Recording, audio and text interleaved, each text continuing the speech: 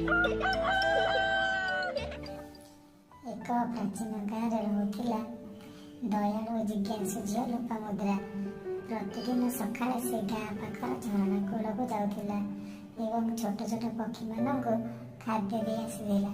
पक्षी मैंने बहुत भल पाते।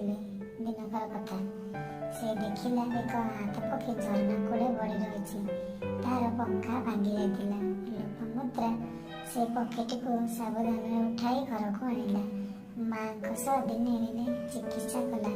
प्रेम एवं धैर्य किछि सप्ताह पर पक्षीटी सुस्थ होगा लगिला।